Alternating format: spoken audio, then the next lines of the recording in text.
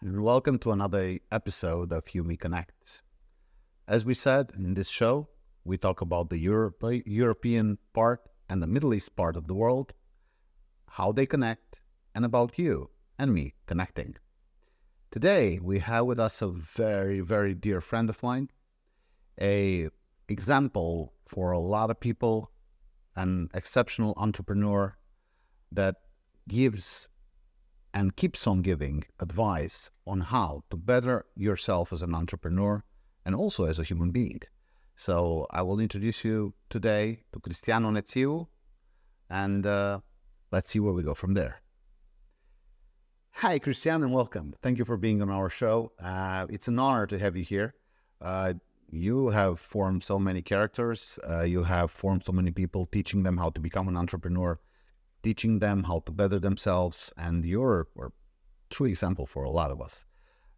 The reason why we have you on the show, as you well know, is because besides being an entrepreneur, you're upscaling it and bringing it to be an entrepreneur in the Middle East. So tell us, how's that? We're trying to expand we started to expand our businesses all over Europe 10 years ago. So we started in Romania, and later on, now we have operations in 24 countries. Wow. But being an entrepreneur in the Middle East is totally different because you need to, I've learned that on the hard way because I thought this is just another territory. But this is completely different. The culture is different. The workforce is different, the consumer behavior is different. So one of the things that I've learned in maybe after 6 months or so is to reposition myself and to understand that I'm stepping into a different territory with new or different laws and different ways to operate a business, even the accounting system or anything. Everything is new. So what I think is important even from the beginning is to help our listeners or viewers to understand that when you go into a totally different market, not just an expansion or Europe is something that they try to be in a way the legislation force and the norms, and they tend to be similar. So you need to understand the specific needs of the consumer in different geography. But when you go to the Middle East, I think you have to re-examine everything, every pillar of the business. So you have to re-examine the pillar related to the legal framework.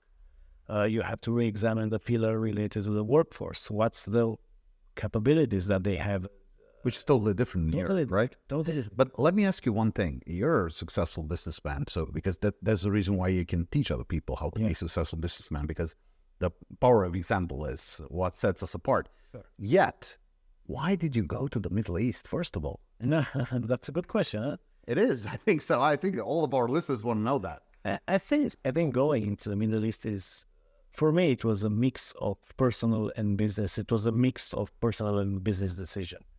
Every time you see a territory that is so full of opportunities, you tend to think as an entrepreneur that there is an opportunity for you, and the advantage of the one that starts first, it will continue in the future.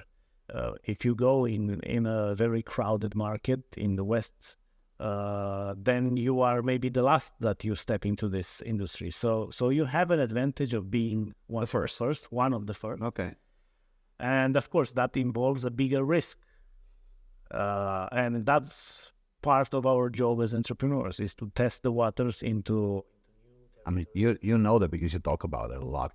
In order to become the entrepreneur you are, you lost a lot of things, and every single experience, and our entrepreneurs that are listening have to understand that every single lesson is money that just went away from your pocket, because you can learn through your decisions, and that's what you're trying to do. Teach them from your mistakes and your success, right? Yeah. So that's important to understand, because the Middle East is a market that is, when you succeed big, but when you lose, you also lose big. Yeah. And plus, you have to come prepared. So that's why I'm organizing every 6 months an entrepreneurial camp in Dubai for East European entrepreneurs that they want to expand.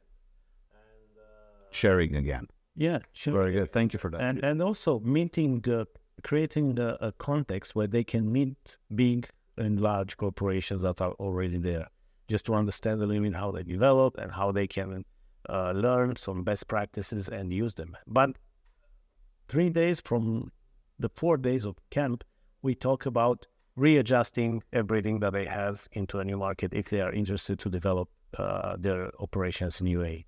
I mean, we talk about logistics, we talk about, of course, legal framework, we talk about how the culture is shaping the business and what you should do and what you should. Which is very important. Really, how do you build relations in formal and informal in Middle East?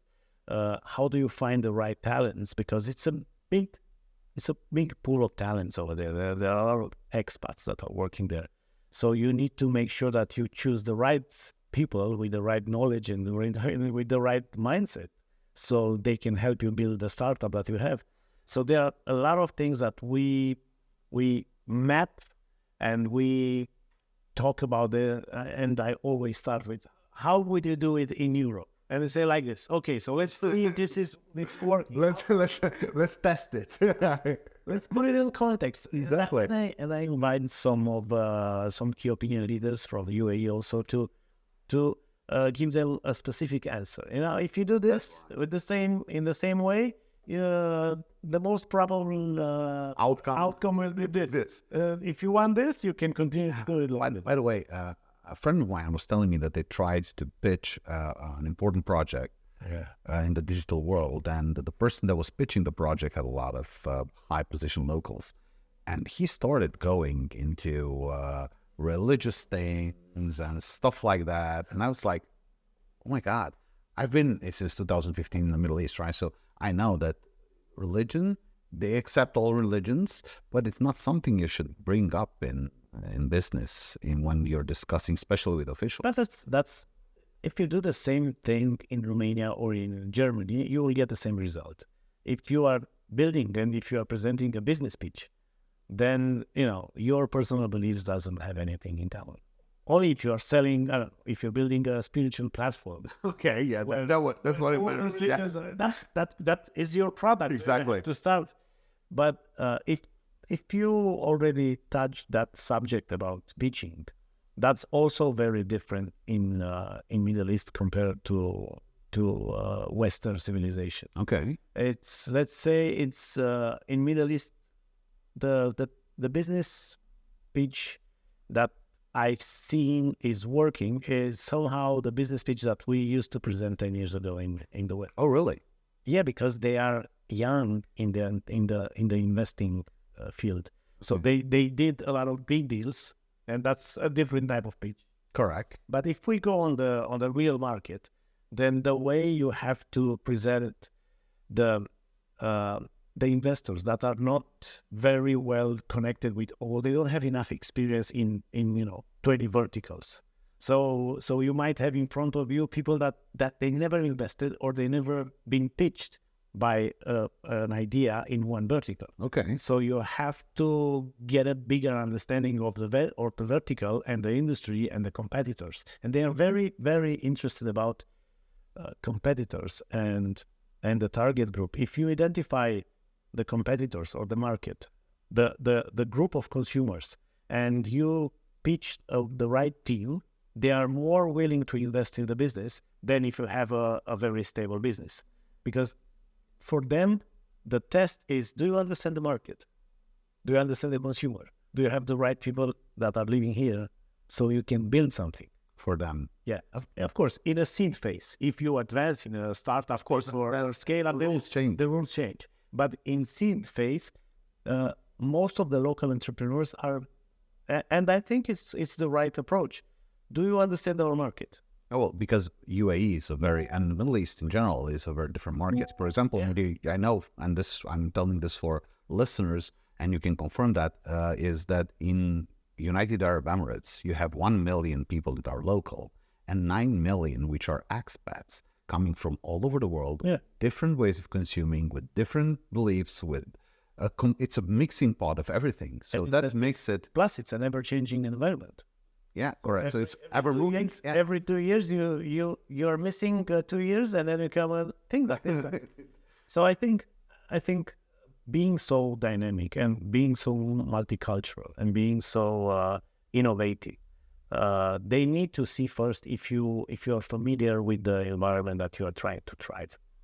And that was happening 10 years ago or 12 years ago in the VC space in Romania and because we need to, I mean, are you connected with this? But if you lived in the same environment, you knew things about the legislation, and things were pretty stable. So you kind of learned it by doing. So my question to you is, now you're already in the Middle East. You've successfully done things there, and you have your own projects that are currently being built, which is, well, you know, you're a living proof of success. My question is... Not yet. The single thing that we can prove is that we spend the money over there. Oh, good. So this is the only proof of success that we have. Good. Well, you're getting there. We still have to work until we get the success that we expect. Yeah, but you have, what, 3 years now? 2.5 years. 2.5 years to experience. $2 million invested. Well, it's a small thing for a market like UAE, but in technology is we managed to produce some results in terms of building the product that other companies, let's say they made it with 50 millions. Wow. So in terms of speed and outputs, we are really happy, but we still need to prove that the product is accepted by the market, and not only UAE, because we operate also in US and other territories. Of course. My question, where I was going with this is, if now you have 2.5 years trying to do the things you're doing and almost succeeding, you're there, you build a product and so on. But if we would go to square one, and you would need to start today, knowing what you know, what would you do? This is because a lot of people are thinking, I should move with my family to UAE or to, I don't know, Saudi, but we're talking about UAE because you're there, right? You're in Dubai. So I'm just trying for you to tell them how they should do it. I've told you at the beginning that we moved as a family, and then I had to accommodate the family first. So 6 months was related to family, and then 6 months to understand the market. So we technically worked for 1.5 years, like having a teacher. So you were tourists for 1 year. Yeah, sort of. Yeah, trying to adapt and fit in. So, but I think that's a mistake. In terms of getting into a new market, you should have a team of people that can connect you before you make the decision to move or to invest.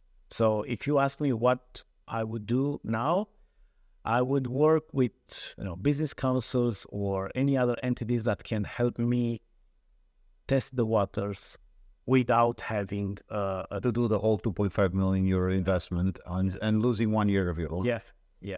So I would go and come back and see if the opportunities that I see in my head are really into this market, and in a way trying to find the right partners that can contribute to something that is very clear for me. So one thing is to have very clear in mind and on paper what you are trying to build, and scouting the partners, but also making sure that someone is helping you to validate the proof of concept over there in a light form without having a big commitment at the beginning. So you can easily pivot or navigate the changes because it's impossible to estimate how the project will go without having any experience. Okay, without having the foot on the ground. Yeah, I agree with you. But I want to also ask you one more thing, because we've been talking about Cristian Onetiu, the entrepreneur, and the teacher that teaches people how to behave in the Middle East, in the business world.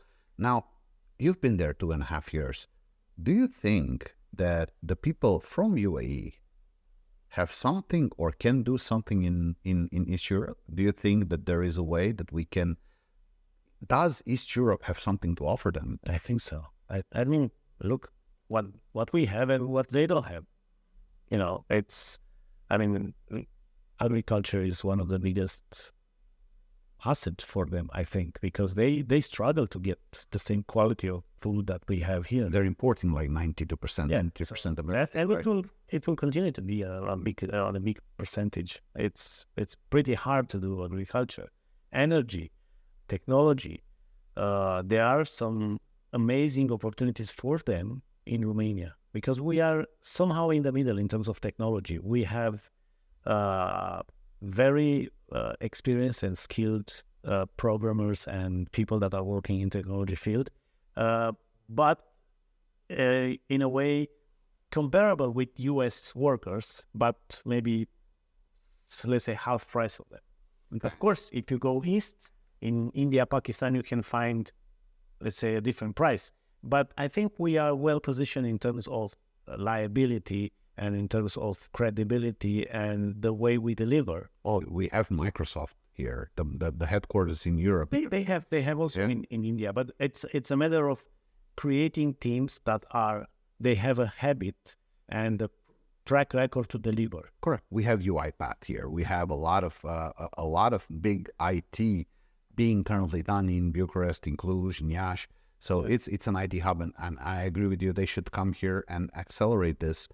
But also agriculture, I think also tourism, because I had some friends of mine that came over here, and they were like, "Wow, all this green." We just let me add the story. We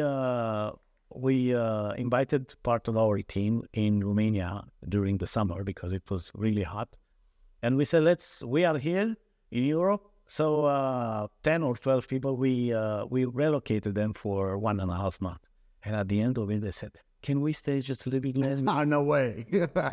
Because the nature is very appealing to a lot of people. When we are still getting connected and you feel that everything is here for the last 1,000 years, you can feel that. Yeah. But then again, we take it as granted. Yeah, but we want the salaries from Dubai. And we want to live here. Well, it doesn't work like that. That's the reason why there's a lot of virgin places here. So, but at the end of it all, I think because you know very well our show is called We Connect because we're trying to connect Europe with the Middle East. Yeah, and we're also trying to connect each other. That's the whole purpose of it. Without a personal connection, we cannot connect the worlds. And it all starts with that. So we have our differences. We have sand and green. Yeah. But in the same time, people that have the sand want the green. People that have the green want the sand. Cool. And the fact that I think you put it very well when you said you should aggregate a community first. Try and get not what's written, but try to talk to people that are already there. They have the know-how. Instead of you investing hundreds of thousands. Yeah. Just go there, be a tourist, 1 week, 2 weeks, but don't be a regular tourist staying on the lounge. Be a business tourist. Exactly, be a business tourist. Try to see one big expo that is talking about your industry, so you can see some key opinion leaders. You can meet a lot of people from the industry. You can speak with other Romanians that are over there, or other nationalities that are in the same industry. Try to get a formal communication with the authorities that are going to license you. Try to estimate the timing, time to market in terms of business structure. How much time do I need for a bank account? How much time? I mean, challenge everything you know, because things are totally different in some areas. For me, it was crazy to see that we needed 3 months or 4 months to open a bank. But which there is normal. Yeah, it's a normality. Yeah, but you don't start the process with this in mind. So challenge everything and say, ask things related to time, money, efforts, difficulty, because you never know. But if you don't ask this before, you find yourself in the position to be all in, and then you get a surprising answer. This will take 3 months. Oh my God, I have customers. How do I invoice them? Correct. So if you don't put everything in place and you don't put them in time and effort and money, that is going to be, you will feel a lot of, you will be confused because some stages has to be in a chronological order. So basically, I think that the same way the other way around, from the people from UAE that want to come to East Europe. Of course. Some things are faster, some things are way slower. So we just have another new good idea for a business, which is called business tourism. I mean, that's an interesting thing to develop. You see, this is what happens when people talk with you. They come up with business ideas. So thank you for that. But you take 10% from me. And thank you. I will do that. Thank you. No, but in the end of it all, it's a mirage, and we know Dubai is a mirage. Yeah. But in the end, if you try to overlook that mirage, there's actual business to be made. If you understand the rules, because every single place has rules. The rules are not the rules that are the law, but the rules of engaging in business, and that's what you're teaching the people that are coming in your camps. Are very practical, and you have to be able and to be open to search that. There is no manual at the beginning when you enter that country. Business tourist? Okay, this is the manual. I read it and then you can fly. Everything is fine. So you have to scout that, to look for it, and to meet people and to have the right questions. And all I can do with these guys that are coming from East Europe is to help them clarify some good questions. Because if they have the right question, the quality of the answer depends on the quality of the question. So if they question themselves, their business model, and the way they want to develop or scale the operations in a new territory, in a new continent, then they will have a bigger advantage. They will lose less money, and they will be able to change the business model in the direction that the market is expecting and is willing to pay you back. And that's the reason why in Dubai and Abu Dhabi and UAE, you have a lot of these business councils, which are nothing else but a gathering. We know this, and people know this, that you and I are both in UAE Romanian Business Council, and there's another one, which is the Romanian Business Council Dubai, which is the branch dedicated to Dubai. So all of these things have as main interest to just create a safe place for people to meet and talk with each other, because the best experience is the one that other people have lived and you learn from. Of course, you will make your own mistakes, but this, I don't know if our listeners know, but in Dubai currently there's 57 business councils, which have one single reason to exist: for people to meet and talk with each other about their problems, try and fix them, try and learn from other people's mistakes, try to do networking, but not in the way to accelerate their business, but to just balance things out, because we're living in a fast-forward world where tech is taking over, Industry 4.0 is coming on top of us all, changing the way we were learned to do business and we taught ourselves to do. Of course. So the thing is that I really love the fact that you share all of this with us, and I thank you, and our listeners thank you for all of this.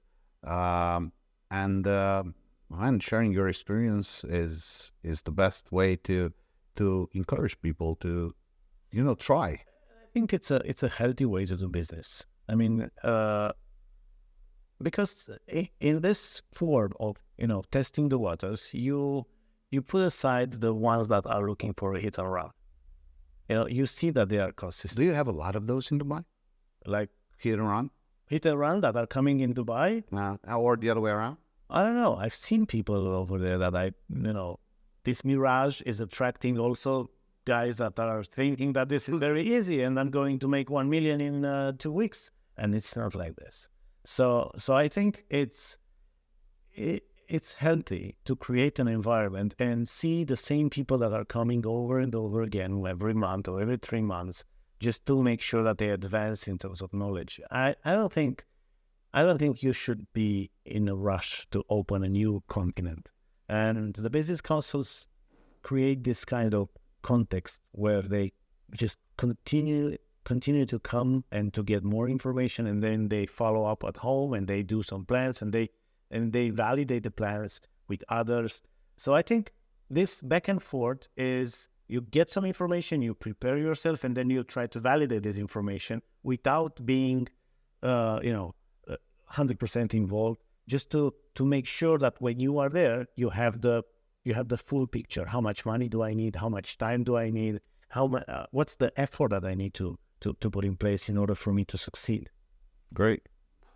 No, that's very valuable advice. I mean, that's advice from someone who already put $2.5 million of their own money. I usually teach people how I made mistakes. So, well, thank you for that. Thank you for that. Cristi, we're coming to the end of our time. As a end advice, trying to wrap everything up, because, we're trying to connect. What's your final advice for the people from Middle East and Europe when it comes to doing business together? I think, I'm not sure if it's mutual, but if you come from Europe and you are going into their home, the most important advice that I have is respect their culture and their habits. Don't try to change them. You are going there and this is their home. So try to adjust if you can. And if you cannot do it, go somewhere else. But try to adjust to the culture. Try to not to lose your identity, but try to respect what they've built.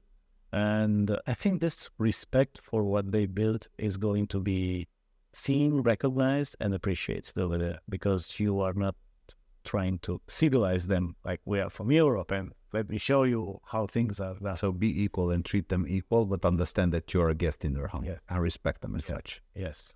Cristi, thank you very much. Thank you for being here with us. Thank you for your really nice advice. I'm sure that you've saved a lot of people a lot of money now. So I'm going to give them your bank account. 10%. That goes. Thank you once again. Thank you, Cristi. Thank you very much. Okay.